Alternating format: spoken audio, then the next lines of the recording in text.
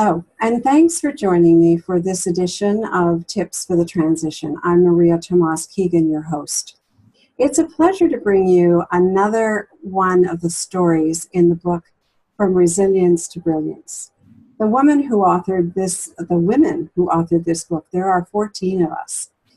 They inspire me to be better and to look at life situations in a different way, a new perspective, if you will.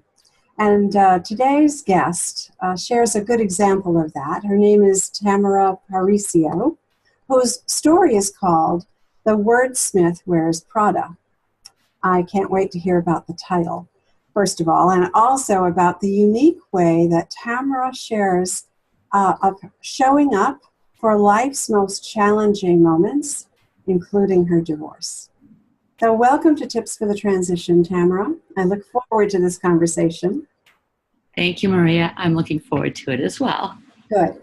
So tell us a little bit about that unique approach and how it started for you and how it helped you through one of the most challenging turning points of your life. Well, full disclosure, I grew up on Webster Avenue. And Webster, for many of you who may not have grown up in the ages that I grew up, is the dictionary filled with words. So I consider myself a wordsmith, and I learned that words were my friend at an early age. I'm an observer and a bit of an introvert and very introspective. But I noticed that people show up and they don't really listen when there's a conversation happening. I also noticed that they have perspectives or preconceived notions that get in the way of them seeing what's actually in front of them. And finally, I recognize that people have agendas and they aren't always consistent. So a lot of times communication doesn't happen in the most powerful way and possibilities are completely missed.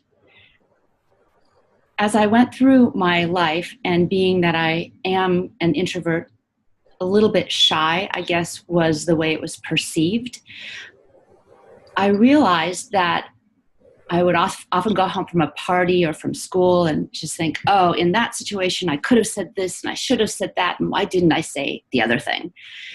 And I started journaling a little bit about it so that I could get more comfortable in my own skin and with what I had going on in my head. But that same conversation or that same opportunity never showed up in the same way. Still, as I was journaling, I found that my ability to show up and be authentically me and express that in the moment improved. And then as I went through school, I learned different things from an English class especially, that words have an enormous impact. My English teacher, Mr. Linné, said he had to work with a thespian who is magnanimous at his work. And I thought, my God, I never want to work with that actress who has a really big heart. So I realized that what is intended or implied can often be different than what is understood or inferred in words. So I used that as I went along to strengthen my ability to communicate more clearly, because I didn't want to waste a lot of words, and I didn't have a lot of time to think about what I was going to say if I was really going to be present and listen. And it served me well in work. It served me well personally when I had to present to audiences larger and larger all the time. I became more confident because I was prepared. And even if I got distracted or emotional, I could return to the script that I had prepared for that moment. So I scripted myself to shift into the moment and always show up to serve it. The key thing here is that I noticed that in the moments when I got emotional or distracted, I could get pushed off my course easily.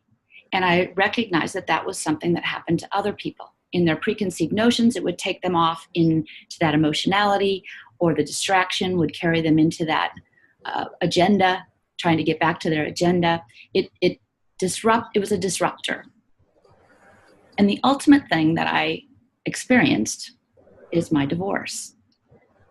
And many of us have gone through this very tumultuous, emotional time. and not, kind of in hindsight felt like, oh my gosh, I didn't show up like I could have or should have or would have had I been prepared. So I literally scripted my divorce. I scripted and outlined the result I was intending to achieve in an amicable business choice and exit strategy. That's how I approached it. And I said, here are the assets and liabilities, and this is how we split them. Here is our, co-parenting situation, and here's how we're going to behave with that. And, it was just in my head, I just took it all business to separate it from that emotional impact that would derail me and have me curled up in a corner crying. In that process, when I was able to go to the lawyer and go to my ex and manage those confrontations and discussions, I could always return to the script.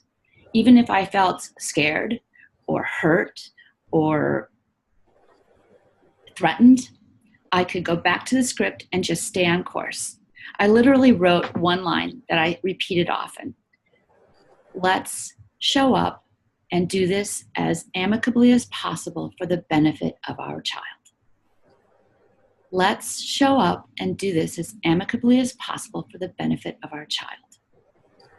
Just over every time, that there was an argument about something, let's put it in perspective.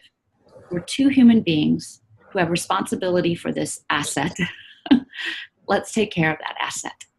And it took the attention back to what was poignant and necessary in the moment to make the choices that were going to serve the higher and best of everything. Doesn't mean I didn't fall apart. I just didn't fall apart in that moment. I always had my script to go back to.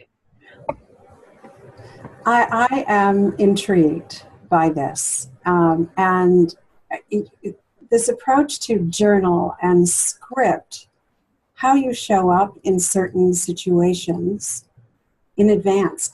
It's like taking a practice run.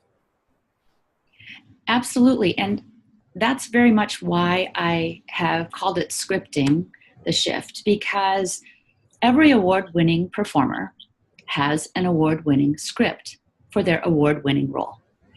So what I learned in my life is that as I journaled and went through this process, even if it was reflective, I started aligning more with my authentic self. I started reinforcing my awareness of my authentic self.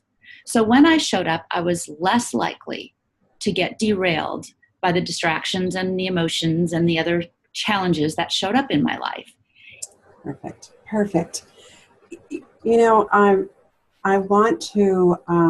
I want to get into that emotional piece in our next segment, because I'm really interested in hearing how, when the emotions entered in, how, and they're not just yours, right? They're emotions on the part of everyone involved in a divorce. Absolutely.